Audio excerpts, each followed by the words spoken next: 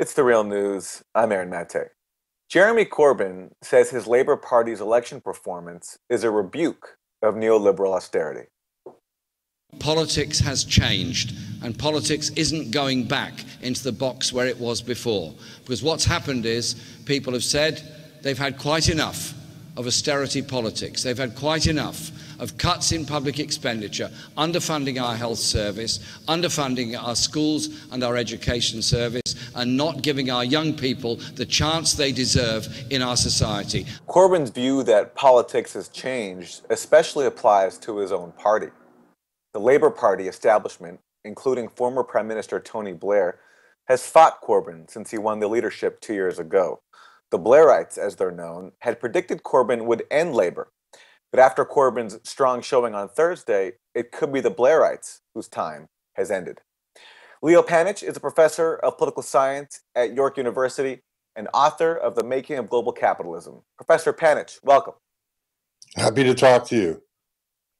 Thanks for joining us. So let's talk about what Corbyn pulled off here, especially in the context of facing so much resistance from the establishment of his own party.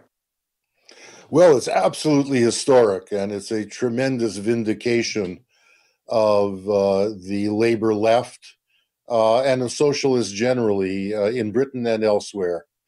I wrote a book called The End of Parliamentary Socialism, From New Left to New Labour, that traced the attempt in the Labour Party that Corbyn grew up with in the 1970s to democratize the party, to make MPs, members of parliament, responsible to the people who nominated them and elected them, rather than be responsible to the IMF and the City of London financiers.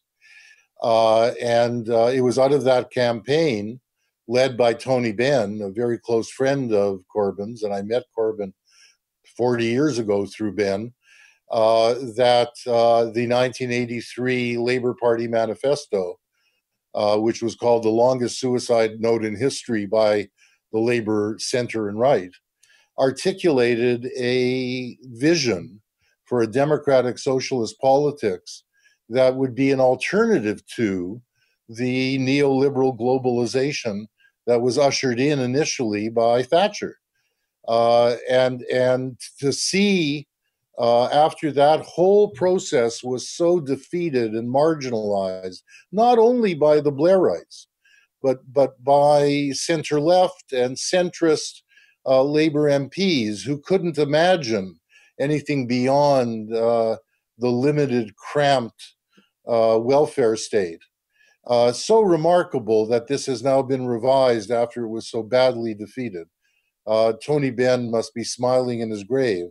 And Jeremy Corbyn has proven that there is a way forward, as Bernie Sanders did to some extent in the last election in the United States.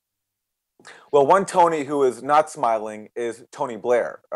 He brought in this third way politic in the 90s and helped lead the pushback against Corbyn after he won the leadership 2 years ago. Talk about the resistance that Corbyn was up against from people like Tony Blair. Well, it was enormous. They were incredulous that he could win the leadership of the Labour Party. As I said before, it wasn't only the Blairites. It was people who considered themselves much more progressive and were troubled by Blair's embrace of deregulation and finance-led capitalism and the Iraq War. But they were also conventional politicians, career representatives straight out of Oxford and Cambridge who would be dropped into working class constituencies as Labour candidates by the party apparatus. And they were simply convinced that someone of Corbyn's ideology and interests and, lack of your conventional media smarts could possibly be taken seriously as a leader of the Labour Party. Some of them even joined the nomination list for him, thinking, well, it's a good thing to hold the party together that there's a voice from the left. And to their astonishment, he was swept into the leadership. 300,000 people joined the party, mostly young people. This brought him into the leadership. And then they were determined not to cooperate with him. And that determination went very deep, and they were constantly leaking, as I often put it, into the public urinal against him in order to embarrass him. And usually presenting him as a loony lefty for calling for things like he was elected on, or did so well on yesterday. Free tuition for higher education, a reversal of austerity, a return to local authorities of the basic resources they need in order for schools not to be starved of what they need to have a proper education for kids, et cetera, et cetera. And they did this again. They attempt to unseat him again last year when they decided he wasn't enthusiastic enough in the referendum campaign about Brexit. He had some criticisms of the neoliberal European Union. And right after that, again, and again, it wasn't only the Blairites. It was led, in fact, by Hilary Benn, Tony Benn's own son, who's been always on kind of the trade union center left of the party, who did this, partly over the EU, partly over him not supporting intervention in Syria. So this has been a revolt from the type of establishment you know in the United States very well that dominates the Democratic Party, and that were the superdelegates at the Democratic Party convention. But you're right, the Blairites were particularly incensed, particularly tied in to the media that thinks there's no alternative to neoliberal globalization. And what has happened is that third way politics, represented by Clinton as well as Blair, and Blair followed Clinton in this, but also represented by Hollande in France, etc., has utterly collapsed. And you've seen a delegitimation of all of those institutions that have brought us neoliberal globalism and all of its inequalities, insecurities, and other devastations.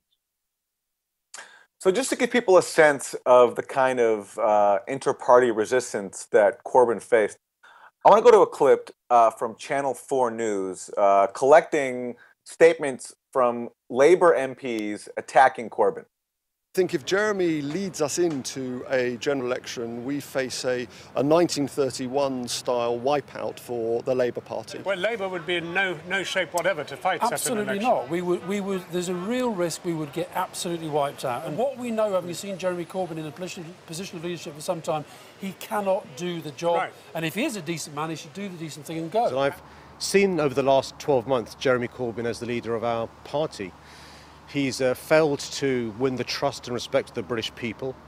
He's failed to organise an effective team. Jeremy at one point said, I think we are at the moment an effective opposition, and there was just an intake of breath in the room, because we clearly are not, and it just shows how out of touch he really is. And the idea that Labour can go from the position that Jeremy Corbyn strikes to victory is absolutely ludicrous. No, it's not. It's completely preposterous. I think Jeremy should now realise that he's lost the confidence entirely of the Parliamentary Labour Party, and most importantly, his own senior front bench.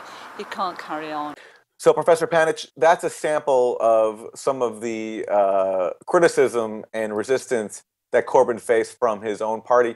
You mentioned earlier this grassroots effort to bring more people into the party, especially young people. I believe now Labour is the largest political party in Europe because of it. How did Corbyn and his people go about building that grassroots effort? What did they do? Well, some of it was spontaneous. Some of it was the effort of some people who had been very active in the campaign for Labour Party democracy in the 70s and early 80s to link themselves up with young people with great skills in social media. And they used that very, very effectively to build this organization called Momentum, and more broadly, a enthusiasm for what Corbyn represented. That enthusiasm is partly based on the fact that he's not your conventional politician. I mean, he's so uncharismatic that he makes Bernie Sanders look charismatic. But it's also to do with his opposition to nuclear weapons. In the British case, the Trident submarine.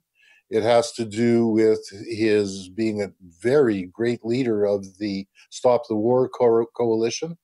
It has to do with the consistent opposition that he has articulated to cutbacks in social services and welfare and benefits and education, etc. And that has simply galvanized people because he's been so down to earth and sincere in this respect. Doing this without all of the triangulated language that politicians normally engage in, and the Blairites were particularly good at.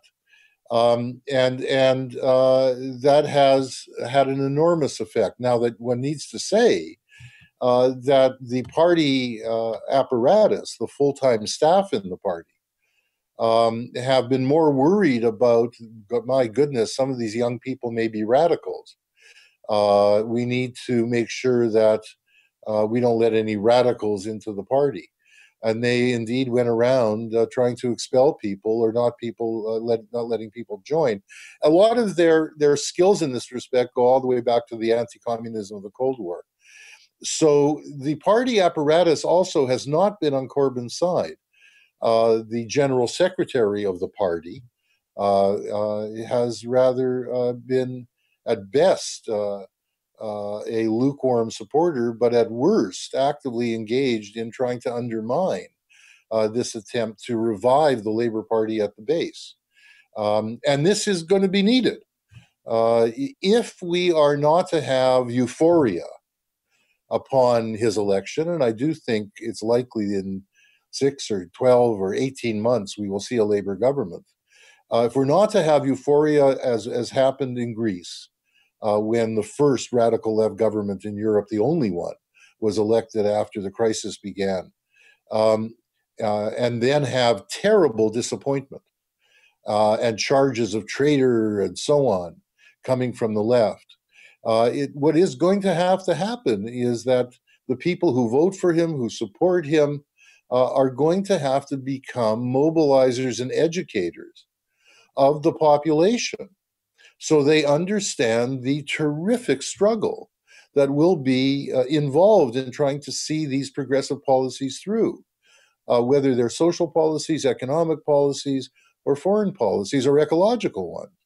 And in the British case, that will come not only from outside, it'll come even more from inside, from the financial institutions in the City of London, which is the main international place out of which the American banks operate.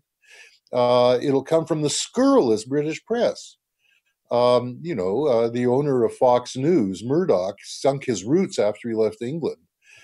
In the British media, in the Times, and above all in the Sun, that the working class readership reads. It makes the most rabid right-wing radio show look tepid in its attacks on Corbyn and on the left. And you can imagine what they'll do when they actually are in government and are trying to carry through some real reforms. So the next 6 or 12 or 18 months are going to be really needed to turn the party apparatus and then the party branches into adequate vehicles for Corbyn being able to get the support to see through what is in the Labour Party manifesto, which is very progressive in all kinds of respects. That's ecologically, in terms of taking into public ownership the railways again, as well as in terms of reversing austerity and introducing, let's say, a free tuition for post-secondary education. The opposition to this will be terrific, and the time is needed. It's not yet there for the party itself to become the kind of vehicle that can support this.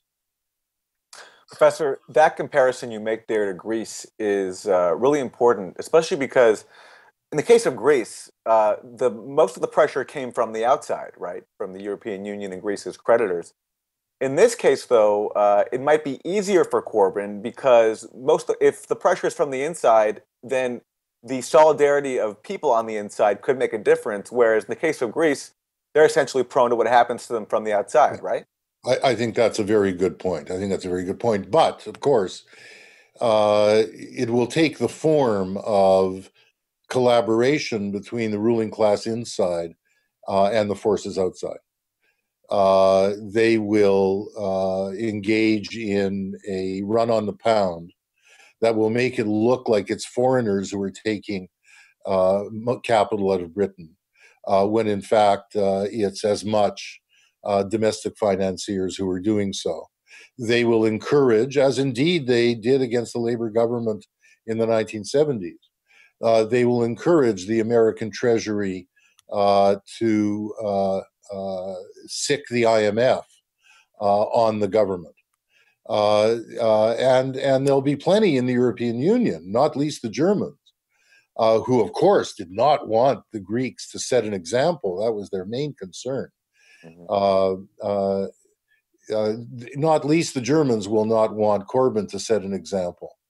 That said, I think you're right. I think there are much greater resources in Britain, obviously, than there were in Greece. On the other hand, as we began this conversation, there are far more people unenthusiastic about the Labour Party manifesto and about what Corbyn wants to do inside the Labour Party elite than there were in the Syriza case. There will be internal enemies that he'll have to cope with. As someone said very wisely in a little video clip on who Corbyn was, May is not his enemy, she's his opponent. His real enemies are inside the Labour Party. Leo Panitch giving us a lot to think about there when it comes to Corbyn's internal and external challenges and how they could possibly be faced. Professor Leo Panitch is a professor of political